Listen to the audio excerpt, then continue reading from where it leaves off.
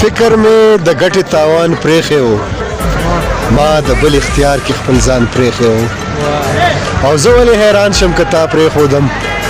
ما چې ستا دپاره جهان پرېښی و او هغه چې ارې شو زړه ارې دی لا هغه چې ارې شو زړه ارې دی لا ما په پسرلي کې جانان پرېښی و او اوس وحشته